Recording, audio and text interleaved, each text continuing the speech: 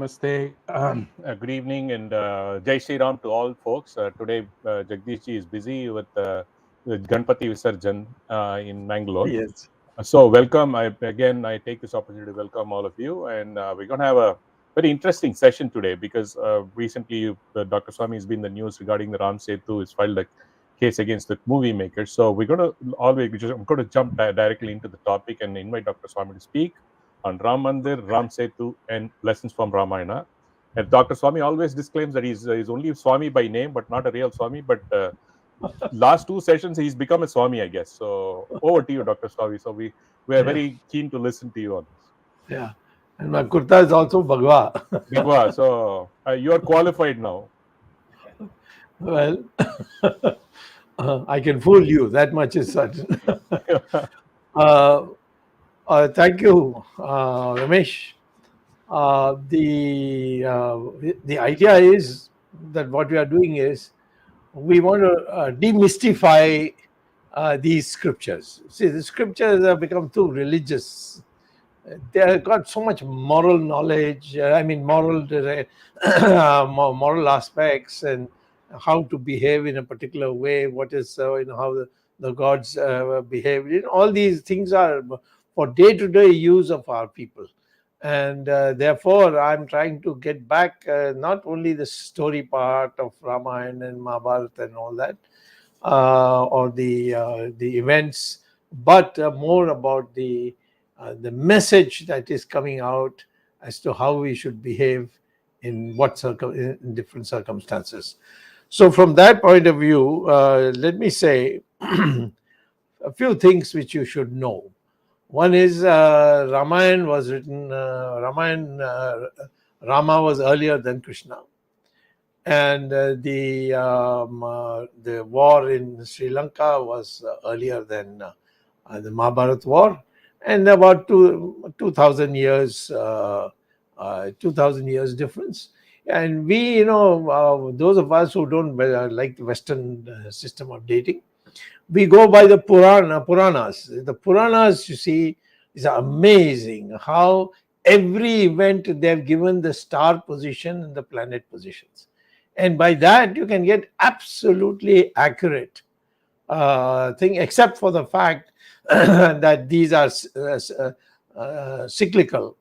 And so if I say that Rama was 7,000 years according to the Purana, 7,000 BC according to the Puranas, well, that's based on the star positions. But those star positions, perhaps 14,000 years ago, also was the same.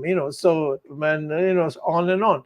So, but still taking all this into account, I would say today that Ramayana was 7,000 BC. I mean, imagine there is no other civilization which is so ancient and so highly civilized, developed, and so on as ours. And we seem to have forgotten that, and we've got a lot of inferiority complex imposed on us by the British in particular, and of course the Mughals who did bloody wars with us. So first thing I would like to say is Rama and Krishna are separated. We have already done Mahabharata. So the Krishna was later, and Rama was earlier. Rama, I think, was in the Treta Yuga, and Mahabharata was just before the Kali Yuga that came. So the other aspect is the Mahabharata war was in Kurukshetra, which is in Haryana, so North India. And the war with Ravan was in South India, that is in Sri Lanka. So the entire India is covered by these two wars. So and we knew Krishna as Sampurna Purushottam. That means Krishna knew he was God, and you can't imitate him because he's God. Accepted. Rama is an avatar, and he is Maryada Purushottam. That is, he sets the moral tone, and he is the Purushottam, the Puru and Uttam. together. So Rama is to be imitated. You can see this is how Rama did. You can do it yourself. But when it comes to Krishna, you can't. He's God, and what he does, and so on. You don't. You don't say I can also do it because he did it. So with that, let me say that Rama led the war against Ravan, but Krishna didn't lead the war. He was a charioteer. Of course, he gave advice, but he gave a choice to Duryodhan. Do you want my army, or you want me? And of course, Arjuna was very clear, I want you and nobody else. But Duryodhan said, no, no, I want the army. He was so relieved that Arjuna wanted only Krishna. He said, all one man can do. So Duryodhan's foolishness became clear after the Mahabharata was war. So in a sense, that's the message. Armies, size, numbers. You can have a politician in India who, doesn't have the following of another politician, but that other politician may not be good for the country. Jawaharlal Nehru, Sardar Patel, if you compare. Jawaharlal Nehru, Rajaji, if you compare. So Jayaprakash, for example, I mean, he became popular when he led the movement, but earlier on, he was not, mass leader, that sort of thing. Before he quit politics for many, many years to return later on, when people, like us went to him and told him to come and fight Mrs. Gandhi. So in India, we look at the moral character, the moral issue, and so on. Crowds come last. That needs to be changed now in our politics also. Of course, crowds will come if you're doing the right thing, but you don't have to mobilize it and show I got so much following, such big crowds come. Like yesterday, the Congress party did in Ramlila ground. To what use? Parties in tatters and so on. So the question, first lesson we learn is that we learn from Mahabharata, and it applies here, that in our scriptures we teach people choose the moral aspect first and then look at the other aspects. Now, when you come to Ram Temple, why is this clamor there for Ram Temple? The damaged temples in India recorded, major, not minor, are about 40,000. But we only talk about Rama temple, Ramlala temple, that is where he was born, Krishna Janmabhoomi temple, where Krishna was born, and Kashi Vishwanath. These three. There is a Kashi Vishwanath temple just now, but that was built by Ahilya, not the original Gyan Vapi, where Lord Shiva himself planted the Jyotirling. So why these three? Why do we? And I'm telling you, and the Muslims should realize, we don't want all 40,000 because we can build it. Even today, there are so many Ram temples around the country. That means that therefore you should give up Ayodhya, not because Ayodhya is a home thing, but that temple is special because we believe Ram was born in the premises of that, what later became to be built as a temple. So it is a Ram Janmabhoomi temple. So therefore, there's no other place in the world or India where Ram can be told that he was born. So therefore, Ram Janmabhoomi cannot have a masjid. And there was a temple, it was demolished, and a masjid was deliberately built on top of it. So therefore, that had to be taken back, and that's the reason why I led our team to victory, because I didn't go as which is mine and which is yours. In the Allahabad High Court, the pujaris were saying it is a temple. We are the people who were the masters of that temple, so it should be handed over to us. We are the descendants of that, the people whose temple it was. And same thing, the masjid people said, oh no, no, this is the place where the Waqf board had its masjid. But I changed that, and God, what was not in the Supreme Court was not interested in this case. They said, well, what happened in Allahabad? It became division. The same thing we will do here also, and that means there'll be no resolution. So therefore, the Supreme Court for 8 years didn't want to touch this, and it's only after I came in with this new idea that my fundamental right is there, where Ram was born according to faith. Nobody can challenge me on it. It's faith. If you go to the IPC, the Indian Penal Code, there's section 295, and go there. What it says is, what a large number of people think is sacred is sacred. No court can decide, no police can decide, no government can decide. So if a large number of people say something is sacred and somebody try to trample on it, then there's section 295 will be invoked and a criminal prosecution will take place. So it has been well established that faith, which is there in the preamble also, faith is not to be decided by objective consideration.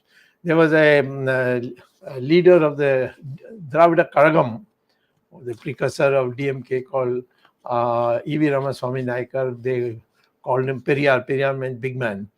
So the followers used to call him Periyar. He one day went to a shop and paid some money and bought a murti of Ganesha. Then he held a public meeting. And in the public meeting, he took this Ganesha like this and threw it on the ground, and it broke into pieces. And see, he said, where is Ganesha? You people worship this, and nothing has happened to me. Well, somebody filed a case, and then he was not successful at the lower level, so he went to the Supreme Court. And the Supreme Court said, well, Supreme Court, what the lawyers of E.V. Ramaswamy Naikar said, he said that he purchased it, he paid money for it, became his property, and how he disposes of his property is nobody's business. And it is, it's not taken from a temple. So Supreme Court said, those who hold it sacred, they will be the one who will be counted. Just because you bought it in a temple doesn't mean you can hurt the sentiments of the people by breaking it and laughing at it. So the Supreme Court wanted to punish him, but the punishment was not executed because so many years had passed by from lower level coming all the way to Supreme Court. So 1958 judgment of the Supreme Court is worth reading, and telling people who say, this is all imaginary, these are, well, sorry, if this is faith, this is faith. So this comes out of Ramayana very clearly, the question of faith. And I think we must understand that everything can be a logic, mathematical logic or something like that. A is B and B there is for C, etc., etc. You don't have it. So now, when we come to the question of Ram Temple, what do we do? We know that Ram was a person for whom we have built a temple, because he returned from Ayodhya after going to Sri Lanka, after building Ram Setu and then bringing Sita back. And Sita, by the way, was his wife. But Dashrath, the father of Rama, had 3 wives. So Sita has taken away, kidnapped. So get married again. In fact, there was a marriage arranged after Rama, when Sita went away to the forest. Some of the courtiers got together and there was a very beautiful daughter of the Varanasi king, and so they arranged a marriage of rather than Rama not having a wife sitting in the throne next to him, which is a requirement. So, but Rama said, "No, I will not do it. Don't." I mean, he was very rude with them. It's there described in Valmiki's Ramayana. So he said, "No, I have made a vow to Sita. I'll never leave her." And that's happened when Sita came with him from Sitamadi or wherever she was in from Bihar. I mean, her father was a king of Bihar, a part of Bihar. So when they came, Rama spoke to Sita and said, "There's a normal custom that when the wife is brought home to the husband's home, to give her some prize, some gift." He said, "I'll give you one gift. I will never look at another woman. I'll have only one wife, and that is you. And no matter what happens, you're my wife for life. This is the gift I'm giving you. My father, my grandfather, all these people had 3 wives, 4 wives, and all that. I will not do that. Only you." So she then gave him a vow that in return, let me say, if ever I come to feel that because of something I did, you have been hurt in the eyes of the public because of that, I will leave you and go away and don't stop me. And that's why she went to the forest. And not that Rama kicked her out and said, "Oh, some fisherman said that you had affair with Ravan, so Rama." No. In fact, Rama was very unhappy. He pleaded with her. She said, "No, I've told you already." And that is why he had a gold statue made of her, and he kept it next to him in the throne, in the place where Sita used to sit. And at night he slept on the floor. He said, "No, I'll not sleep in this bed as long as she doesn't come back." So it's all this thing that these people have done propaganda. Oof, these Britishers particularly have done so much propaganda, and all the stooges are going on repeating the same thing. Kicked her out. And this is the respect he had for women and so on. Even on that fire thing that he made her go through fire, there's an beautiful explanation for that. I'll come to that later if time permits. But let me say this, that Rama and Sita represent what is the maryada of the Hindu religion or Hindu society, that one man, one wife. And after all, it is also biologically correct. There are 50% women, 50% men. It should be one man, one woman only. So that is our tradition. And that is our maryada for us. And we have never agreed that 3 wives and 4 wives you can have. So this is the first lesson that all of us should learn, that if you are a follower of Ram, then please remember that in a marriage there's only one man, one woman. And and Rama and Sita are the examples of it. Second, I would like to, before I go into some more aspects of Ramayana and the moral and the even strategic things that come out of it, let me tell you about Ram Setu. Why am I so keen on Ram Setu? You see, Ram Setu was built by Rama. He first, when he came to Rameshwaram, he suddenly saw this ocean before him. He said, "My God, now I can retrieve Sita." Then he said, "This ocean is controlled by Samudra Raja. Let me do puja to him." Here is a man who is really, he's Maryada Purushottam, but he is descended from Vishnu. Everybody knows that. So he did puja for 5 days. And Samudra Raja didn't come. It didn't appear before him. So then Rama said, "I see. It is like that." He took out his Agni Ban, That is, he had, Brahma had given him some lovely arrows to be used in special occasion, and one was this Agnipan. So if he let the Agnipan go, he would have completely evaporated the ocean that was there. There is the Gulf of Mannar and the Park Strait and so on. And Rameshwaram Island is there. I mean, the British called it Pamban Island for some reason, but that's where the Rameshwaram temple is there. Why is the Rameshwaram temple there? It's a Shiva's temple.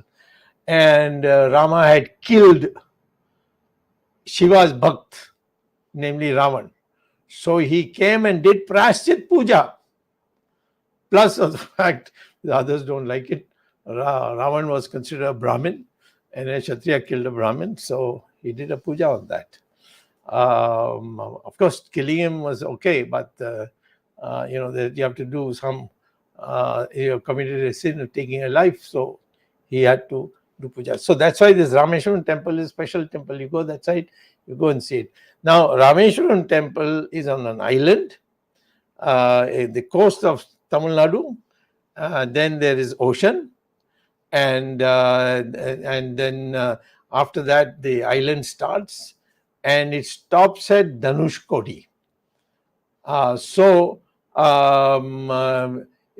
course, the coast to Rameshwaram is not difficult because it's a very small part. You can swim across and so on. And nowadays, of course, we have a bridge and a railway line over it and all that, so it's no problem. But after Dhanushkodi, it's a huge, I think, some 30, 40 miles of water. And so you can't go to Sri Lanka unless you have a boat. And so he didn't have a boat. And so Rama, there in Dhanushkodi, he sat and meditated, and suddenly he got a wave from, and he came to know that Hanuman had a brother called Nala, and Nala was an architect. By the way, Rama had a Balu also. I mean, a bear. So Rama had squirrels, so many things. So Rama then told Nala, "Can you build a bridge?" And then they went and investigated what is the base, because the Samudra Raja, when he pulled out the Agniban, begged him, "Please don't let it go on the water, because all these fishes and prawns and this and there's so many jivis are there, they'll all die for my foolishness in not coming before you. So I will tell you, what is it that you want? You want to cross below after Dhanushkodi, below the water level, there is a ridge. And in that ridge, if you put rocks on top of it, then you can walk across." Where the rocks to come from? He said on the coast, there are lots of, the Tamil Nadu coast, there are lots of rocks there. And they are not really rocks. They are what they call as, it had a name, but it's made out of fusion of bones Coral, of fish. Coral. Coral. Coral. Coral. Yeah, they're called coral. And so they were picked up by the monkeys, and they were brought and put. But there was a problem that those rocks, or so-called fused coral, they were so light that they used to float. Even today, if you go and get it, you'll see it floating. So then they found a way by getting some, the sand in wet and so on, and made it into a thing and put it on the. In the beginning, it was not. It was floating. So then Hanuman wrote Ram on each one of them, and they all settled on it. So Ram Setu was created. Even today, you can see Ram Setu. Now, Ram Setu, it looks, everything about it is there in the Ramayana. And so, to say that it is imaginary, it is some fantasy and all that, all rubbish, which the Congress party tried to say in the Supreme Court and got a beating. So, Ram Setu is something that needs to be revered. Why? Because I tell people, but most people can't put it. What does it signify? A man is going all the way to fight with the most powerful man of that time, namely Ravan, who even Shiva used to be scared of him. He used to have all the nakshatras, 9 nakshatras, nine asterisks of the nakshatras under his chair. That kind of a person, you're going to fight for what? To rescue his wife. Now, there can't be a bigger love story than that. People talk, all kinds of love stories of 100 years ago, 200 years ago. In 9,000 years ago, is a story of a Raja who could marry any number. But he says, I've given my word, there'll be only one, and that is Sita. And for her, even though she has been kidnapped and taken away, and God knows what has happened to her, he said, no, I'll get her back. Because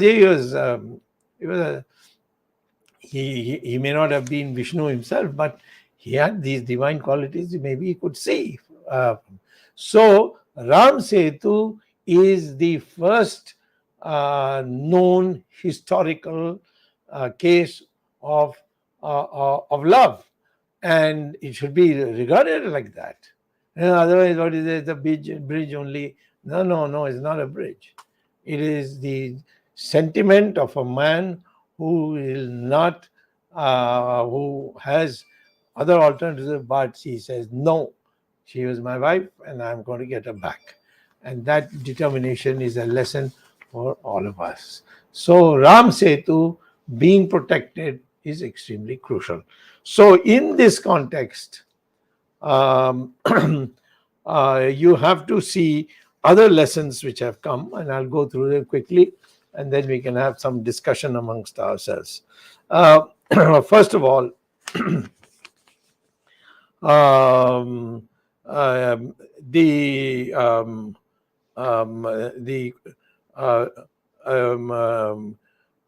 Rama demonstrated that the reason he went to the forest was not because he wanted to go or that he had promised to go. Nothing of that. His father had promised. You see, Kaikeyi is from Iran, and there was a war, and he had, in that part where Kaikeyi was, that had come under his purview, and so she joined with him. And she was a fine person, but got carried away. She sat next to him in the rath, and she managed the horses, and while he went hunting, shooting arrows and so on. And suddenly, Kaikeyi saw that the wheel, one of the nails of the wheel had come out, and the wheel would come off and they would topple and they would lose the war. So she is supposed to have put her finger where the nail was, and throughout the battle, the chariot went. Her finger, of course, was badly damaged and all that. But when Jatra saw this, he told her that I will give you 3 wishes. You ask anything you want. He didn't realize that one day it will come and hit him. But he said 3 wishes. What did he think? I want so many sarees, I want so many diamond necklaces, something. I don't know what he thought, but he said 3. So that is the vow which he had to do when she said, my first wish is send Rama away. My second wish is make my son king. And a third wish is that ensure that Rama doesn't come back. So he had to do it, but he was hesitant because she is, after all, one of the three wives. But Rama said, "No, I will, I will honor it, and I'll do it." And the moment he left, Dasharatha died. Afterwards, Kaikeyi herself said, "I've been foolish listening to Manthara or Kubdi, whatever her name was, a hunchback servant." So she took everybody to Chitrakoot, where Rama had parked on his way, and said that I don't want this. And Bharat also came. He said, I don't want to be king. Please come back. He said, no. He made a promise. I'll keep that promise. And so, how many people are, when you say, I'm an observer, a believer in Ram, but you can't do what he has done. Keeping vachan ko rakhna is a big, in Hinduism, is considered the highest moral thing. And don't give vachan. That's also a lesson. Don't give vachan easily, but if you give, keep it. That is another moral that comes out of Ramayana. And he went through the whole thing. Then, and even though it was his father's wish, not his wish, or not his promise, his father's promise, but he said, no, father, I must, as a dutiful son, I will do it. Then the question came, Rama was a Kshatriya, Raja. Will he treat everybody equally? But he proved it when he went, the boatman was Goa. He adopted him as his brother and treated him equally. You know that those boatmen were of the lowest class. But Rama made no difference. He ate their food, whatever they cooked, and so on. No change. Same thing with Sabari, who gave, just to check whether it is sweet enough, the bear, as it was called, that fruit, she used to bite it and then give it to him, and he ate it. So all this juta buta and all this business, Rama showed these things don't matter when the intentions of the other side is good. Now, another thing that comes out very interesting, Rama went to Kishkinda. When he reached Kishkinda, but Rama went to Varanasi. I'm not Varanasi, that place near Bombay, which is the birthplace of Jagdish Shetty. If he was here, he would have told me. What is it? Anyway, there when from Rama went to Nashik. the western Nasik. Nashik is the correct pronunciation. There, Sita was kidnapped. So from Nashik, he went to Karnataka. And there, the place called Kishkinda. Even today, there is there.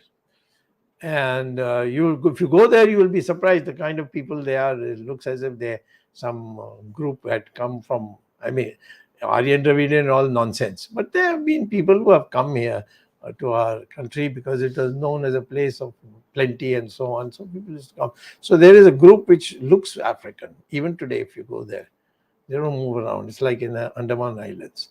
So there in Kishkinda, after seeing that they're all monkeys as is portrayed, Lakshman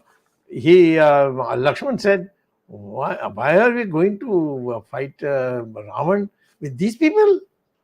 What you do is you send a doot to Ayodhya and get the Bharat to give you the army, and let the Ayodhya army, which has even defeated Ravan when he once came to India and tried to come to Ayodhya, and Dasharatha had defeated him. So he said, why don't we get the soldiers from Ayodhya? So Rama said, all right, they'll come. Then who's going to feed them? These people. Who's going to look after them? These people. Who's going to give us provisions? These people. What will they think? Here we come, get the hospitality, and don't even trust them to fight for you. So I will not do that. I will use these people as my. That is the this monkey business. They are not really monkeys; they are humans, but they look different from the rest of India. And so he did, and that's what enthused these people. And see, he has faith in us. He's taking us for war. So this is another thing. National unity cannot come by North dominating South or South dominating North. It is not. It is that we all are one. And that's why the British tried to make us all different, Aryans, Dravidians, this thing, and all these Dravida parties. They are all nutcases. You see, they are playing into the hands of foreigners by saying, "Oh no, we are not different. We are different people. We are we are Dravidians who came." There are Dravid is a Sanskrit word for South India. Dravid, where the three oceans meet, or the three the land masses meet. So that is South India. So anyway, and Dravida and Adi Shankara had used it when he went and debated with Mandara Mishra, and Mandara Mishra's wife asked him, "Who are you?" So he said, "I am Dravida Shishu." Shishu means child. And Dravidas, I'm a Dravida man. So this is, these are all these bakwas that goes on. So Rama showed that every part of India is equally important. And you cannot say, no, I will get somebody from North India to come into it. So this is another national outlook. See, both Krishna and Rama, they have one is crossed from north to south, and the other is crossed from east to west. So it is just there's a message in that, and we should know that. Now, look at it from the other point of view also. When he reaches, when he decides to go, he's Sugriv, who had received him and invited him, had lost his kingdom because his stronger brother Bali had taken it over and he'd taken his wife also. And so to get soldiers, trained soldiers, not just people in the forest, Rama had to defeat Bali and reinstate Sugriv. So so in that there was a problem because Sugriv was a very powerful man, and he challenged Rama. But Rama said, "Well, I'm your guest. How can I fight you?" Then he said, "Okay, I challenge Sugriv." And then Rama, in the beginning, couldn't distinguish between the two monkeys. So the first round went in favor of Bali. So next round, Rama put a garland around Sugriv, and in that, he then hid behind a tree and fired an arrow and killed Bali. And Bali, before dying, told Rama, "What is this? What kind of cowardice is this? Hiding behind a tree and killing me. You had come before me and then killed me. I would have gone as a with blessings to you for having sent me to God and all that." And he gave him a lecture. Then Rama said, "See, you have no right to give me a lectures on morality. I'm translating it in common man's language. It's not the language he spoke, but this is I'm not, I'm not going to give you the right to give me lectures on morality. I want to tell you, you stole his wife, you stole his kingdom, You have driven him into the forest. Your own brother, who was the king, I mean, related to each other. And he said, and you're giving me lectures on morality. Morality is only between two people who are morally upright. Then they can talk about morality, but not somebody who is immoral and then gives me a lecture on morality. And therefore, it was right for me to do what is most easy and convenient, and that's why I killed you from behind. So here's another lesson. Those who talk to us about morality, let's find out whether the other side is moral or not. Then only we should be talking in terms. So I come to the end. The Hanuman had gone across earlier after the before the Ram Setu was built. He went to check whether Sita is alive in Lanka before the Setu was built. And when he went there, he found Sita, and he told Sita that, you see, Rama is grieving for you. He is often crying for you. So why don't you sit on my back, and I'll take you back. You just fly and go away, and then nobody will know. I'll come in the night and take you to back to where Ram is. She said, no, I don't want to go like this. There are so many women here who are slaves of, been forcibly made slaves of Raman. Rama must come and kill this man. Only then I will go. Otherwise, I will not go. Now, here's character again. These are things that should be taught to our people. And that is why Rama had to come and finish off Ravan and then take Sita back. So, there's a lot more to say, except only one thing, two things, short things I'll tell you. As soon as Vibhishana came over to Rama, first thing what he did is, he coronated him. Everybody was against it. Hanuman was against it. Lakshman was against it. What is this? This man is a defector. How do we know what he is? He said, no, I know. He has taken big risks to come. He deserves to be the king of Sri Lanka. So I don't want anyone to think that I've come to conquer Lanka. I want to be king of Lanka. I want somebody from Lanka to do it. Here he has come. So therefore I'm coordinating. This is one. The second thing which is Lakshman told Rama after winning the war, why do we have to go back to Ayodhya? We don't know what attitude Bharat will have now. And this is such a beautiful place, much more developed than Ayodhya. Let's live here. If you want to be king, you can be king. If you don't want, you can lead a very comfortable life. We all can live. I'll also quietly send Hanuman and bring my wife. So Rama says, there's nothing more beautiful and dear than motherland. It's a famous Sanskrit shloka. I don't want to repeat it here, but it is a common thing. It's there in Parliament. Everywhere it's put that the dearest thing for us Indians, is the motherland. And to hell with everything else.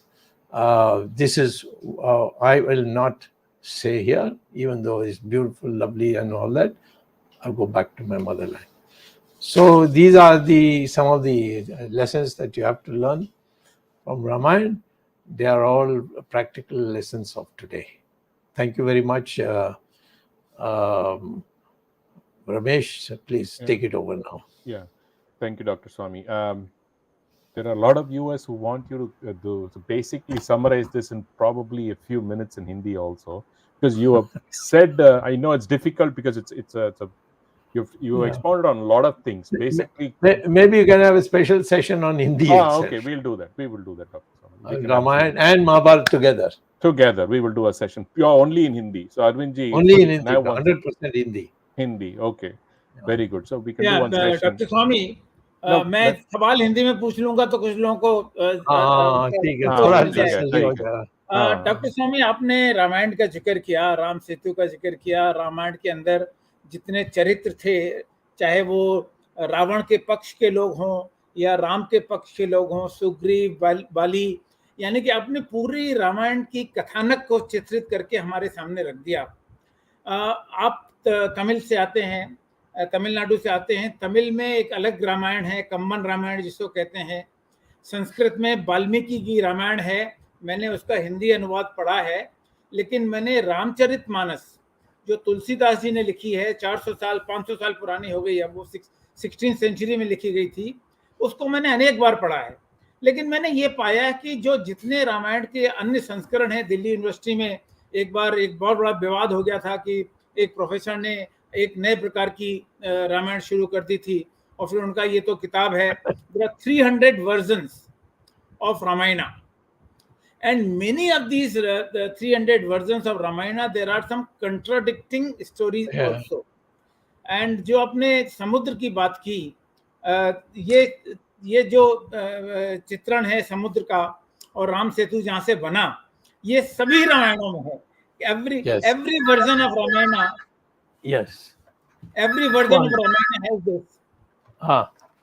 And उसमें तुलसीदास की रामायण में कहा गया है, जब राम ने भगवान समुद्र की पूजा की और 3 दिन बीतने के बाद भी समुद्र नहीं माने, तो तुलसीदास जी कहते हैं कि विनय न मानत जलधि जड़, गए 3 दिन बीत, और बोले राम सकोप तब, भय बिन होत न प्रीत।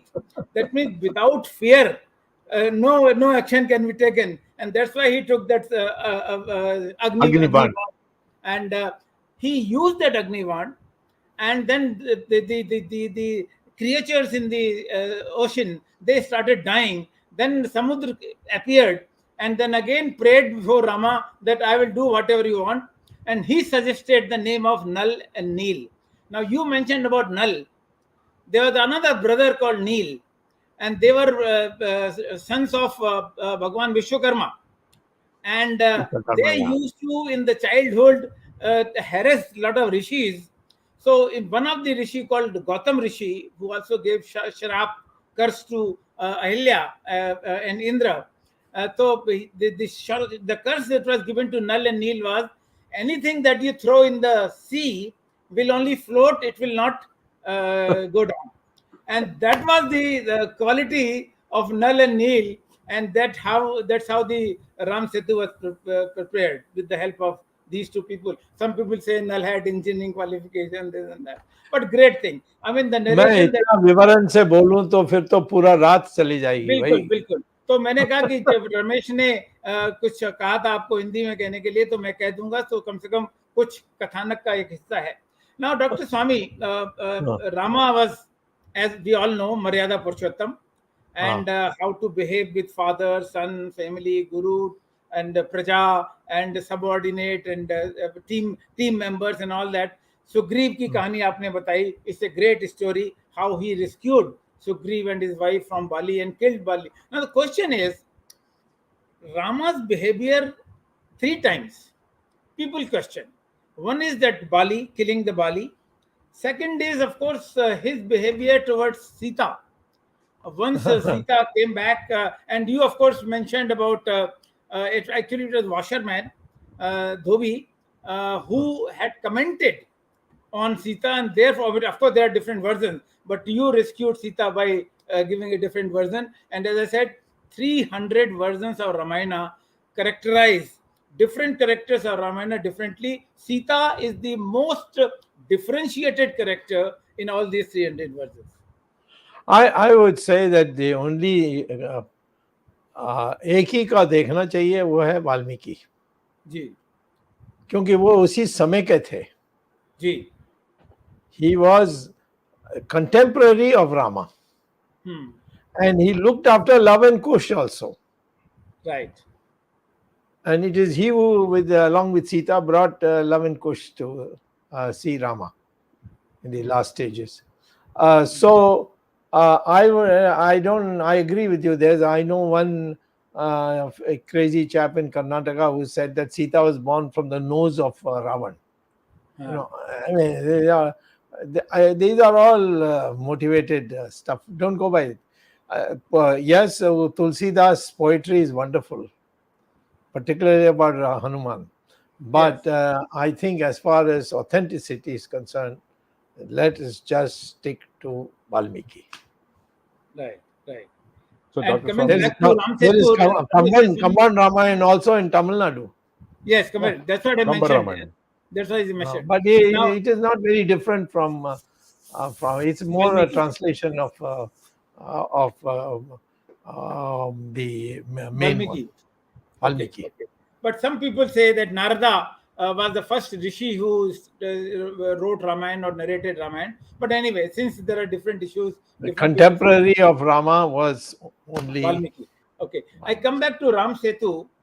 You mentioned about how you had fought the legal battle. And actually, it is Ashok Singhal of Vishwa Hindu Parishad who actually gave it to you. Or actually, he called a requested you to meeting take and it told up everybody. because entire Vishwa Hindu Parishad had failed. I remember a few years back, before the legal case you won, there was agitation by Vishwa Hindu Parishad all over India. They had road roko, rail roko everywhere in order to ask government of India at that time to save Ram Setu from destruction. But nothing could happen, and only a legal case. So therefore, you are the champion of saving Ram Setu. But the question Ram. is, why our Hindutva icon, Vishwa Guru, Narendra Bhai Damodar Bhai Modi, why he is not accepting your request despite of the fact that Prahlad Patel, who was the minister in charge of that, he had approved of that, saying that it should be national heritage. Why, in your opinion, Prime Minister Narendra Modi is not accepting? Of course, you have a Supreme Court case. Supreme Court is also hearing this case. But I believe, and some other people believe, who appreciate your efforts, that Narendra Bhai Modi does not want to give credit to Dr. Subramanian Swamy for saving Ram Setu. Is it true? Jealousy spoils everybody's mind, you see. Even Ram Mandir, Mr. Modi filed a petition which has been kept secret, but it was presented before me in a meeting of the Vishwa Hindu Parishad, where he said that all the land which Narasimha Rao had nationalized for building the temple should be given back. It's not fair that Narasimha Rao gave compensation to everybody, but he wanted to give it back. I give credit to our judges of the Supreme Court. They disregarded the Prime Minister's petition.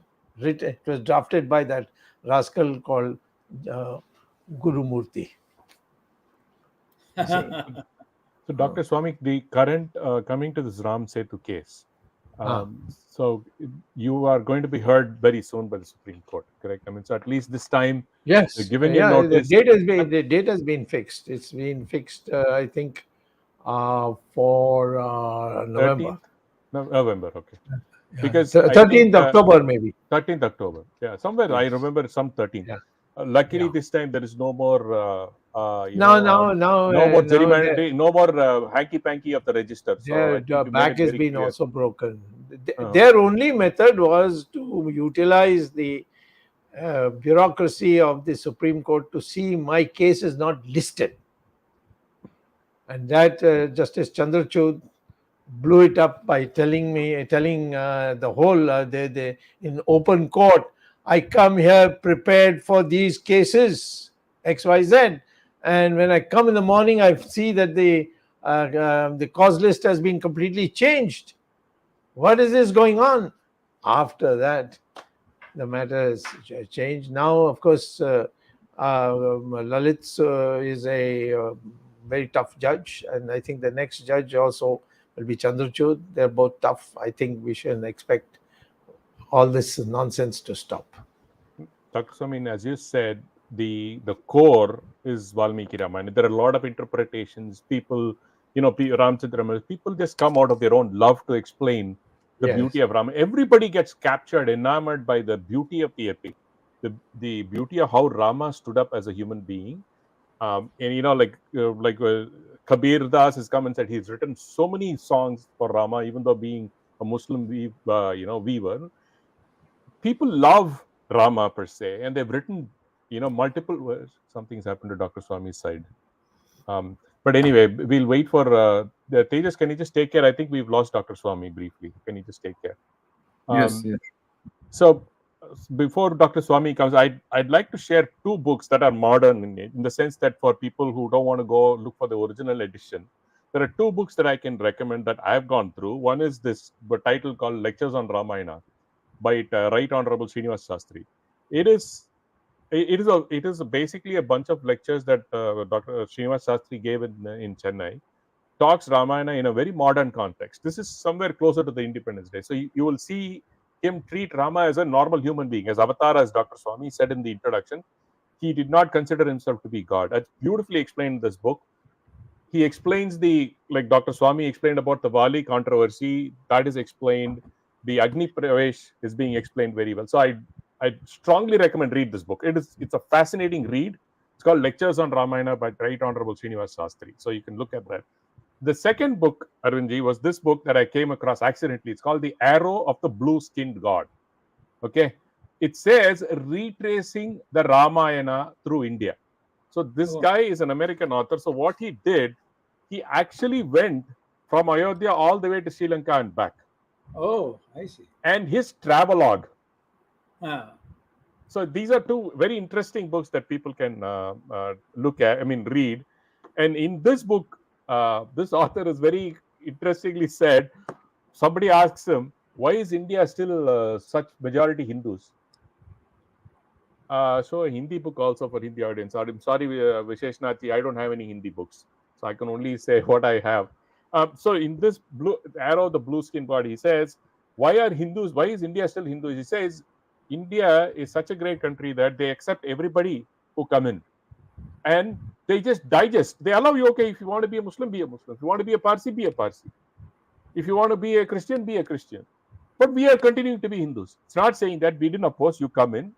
Like, the way he really says India is a country that digests all other religions. Instead of saying fighting, it's a very unique concept that he's brought about. The perspective from an outsider. So this is my perspective. I think we lost Dr. Swamy. I'm not so sure. Arvindji, we can conclude. And because it's already 11:30. So we can conclude. Sorry, folks. Unfortunately. When you mentioned about this travelogue of this American author from Ayodhya to Sri Lanka, in fact, Dr. Swamy, when he was mentioning the places like Kishkinda in Karnataka or near Hampi, or whatever places that he has named, Nasik, for example, is a very Panchavati, essentially. Panchavati, that's exactly the name. Panchavati is exactly. Yes. So we need to talk about the entire episode happening in the life of Lord Ram.